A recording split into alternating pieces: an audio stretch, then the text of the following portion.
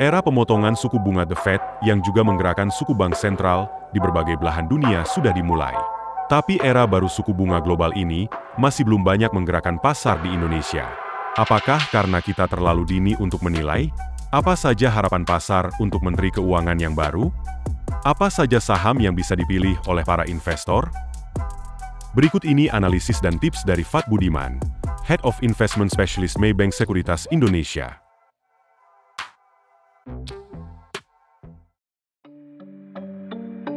Iya, sebenarnya kalau kita ngomong dari sisi The Fed-nya sendiri, impact ke negara-negara di luar Amerika Serikat itu pasti akan beda-beda ya. Karena setiap negara itu punya kondisi yang juga berbeda. Nah, kalau untuk Indonesia sendiri, sebenarnya kan sebelum The Fed itu melakukan pemangkasan, kita sebenarnya udah cukup sering lah di tahun ini dari Januari kan. In total itu kalau misalnya sampai dengan September, sudah 125 basis point gitu. Jadi kita emang udah duluan daripada The Fed. Jadi emang sebenarnya kalau dengan The Fed yang diekspektasikan akan terus melanjutkan pemangkasan ke depannya, ini seharusnya buat kita dari sisi Bank Indonesia juga punya ruang yang lebih lebar lah ibaratnya. Karena kita sendiri dari house view-nya kita masih expect dari Indonesia itu masih ada potensi pemangkasan sekitar 50 bips lagi setelah kemarin udah dipangkas. Nah, dengan melihat The Fed kayak gini, ruang pemangkasan lanjutan itu masih terbuka lebar. Nah, ekspektasinya kalau melihat keadaan ini, kita juga berharap bahwa kan sekarang juga banyak banget inisiatif yang dilakukan sama pemerintah ya. Ekspektasinya dengan era suku bunga yang jauh lebih rendah ini bisa berjalan ke depannya. Ekspektasinya itu orang-orang bisa lebih mau ambil yang berhubungan dengan kredit. Daya beli masyarakat juga mulai membaik lah dengan beberapa inisiatif yang ada ke depannya. Jadi harusnya kita bisa pertumbuhannya lebih baik sih ke depannya dengan keadaan saat ini.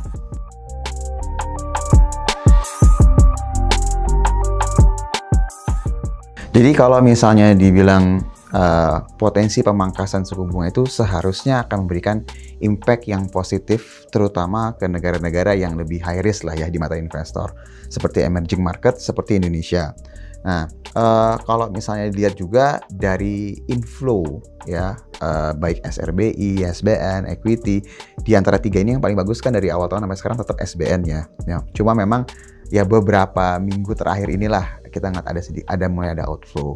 Jadi sebenarnya ekspektasinya dengan pemangkasan suku bunga ini terus berlanjut, imbal hasil kita bisa lebih menarik lah di mata asing dan nanti setelah banyak hal yang bisa lebih diberikan lah informasi ke pihak investor gitu ya kan. Kalau sekarang kan setelah ada pergantian Kementerian Keuangan, investor juga pengen melihat kan. Nah, ekspektasinya inflow itu bisa lebih deras lagi sih dalam beberapa waktu ke depan.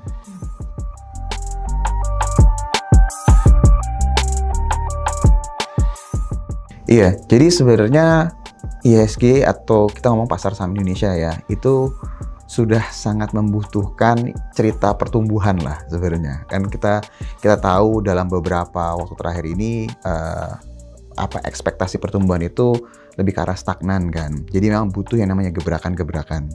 Dan kalau misalnya diperhatiin setelah terjadi perubahan Menteri Keuangan, memang hari pertama itu marketnya bereaksi negatif, tapi kita sekarang sudah tanda kutip mulai rajin bikin all time high lagi. Jadi memang secara pasar pun berekspektasi gebrakan-gebrakan ini harusnya akan memberikan imbas positif. Dan kalau misalnya dilihat gebrakan apa sih, memang terlalu cepat ya kalau kita menilai kan. Karena kan kalau waktu zamannya Bu Sri Mulyani, udah dari zamannya Pak SBY, Pak Jokowi, di awal-awal Pak Prabowo, ini kan baru sebulan juga baru banget lah ibaratnya gitu. Jadi kita masih perlu waktu. Tapi beberapa hal yang diberikan statement-statement dari Pak Menteri Keuangan yang baru itu memberikan dampak yang positif. Pertama, kita tahu mengenai kebijakan rokok ilegal yang memang mau dibenahi ya. Kita melihat bahwa kalau hal ini berjalan, daya beli masyarakat bisa membaik ke depannya, job creation juga bisa membaik di industri rokok itu sendiri. Jadi ini suatu hal yang disukai sama pasar. Terus juga kita mendengar pada saat itu mengenai masalah MBG, kan sempat disebutkan kan waktu rapat dengan DPR. Disebutkan bahwa gimana nih penyerapannya? Ya udah, nextnya kita akan press conference setiap bulan karena kita tahu bahwa MBG ini kan budgetnya luar biasa besar di tahun depan kan. Jadi ini pasti akan pengaruh ke defisit juga gitu loh. Jadi dibilang nanti kita konferensi pers dengan MBG, kepala MBG supaya menjelaskan transparansi dan yang lain. Ini dari sisi equity, market itu suka gitu dengan suatu kejelasan, sesuatu yang sifatnya ke arah pertumbuhan, dan memang mungkin yang mau dilihat juga dari sisi fiskal juga ya. Memang sejauh ini kalau kita lihat dari sisi defisit sudah ada angkanya di angka 2,68%. Cuma pengen lihat nih kira-kira nanti penerimaan pajak bisa akan seperti apa. Itu yang kalau kita lihat sekarang memang terlalu dini, tapi market tanda kutip suka nih untuk saat ini dengan Menteri Keuangan yang baru.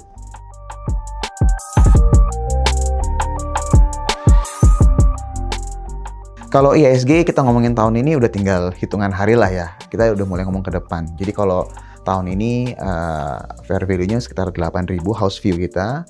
Tapi kalau untuk tahun depan at least kita bisa mencapai 8.800. Jadi new high lagi nih di tahun depan.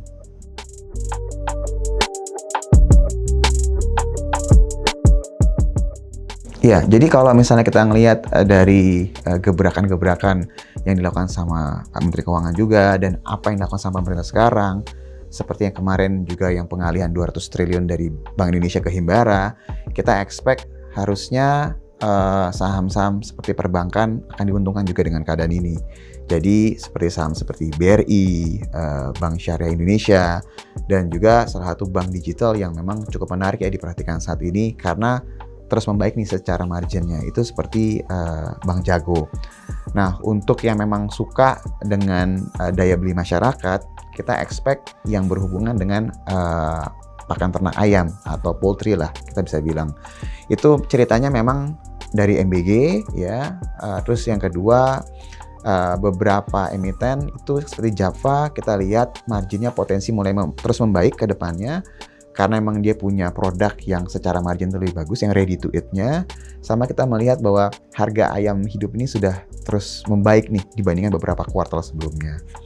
Dan mungkin kalau untuk lebih long term lagi, kita ngelihat seperti pembangunan infrastruktur, ya beberapa program strategis pemerintah ke arah sana juga, itu seharusnya juga bisa menguntungkan industri semen ya, yang udah lama banget kurang bagus ya performa sahamnya, kayak gitu.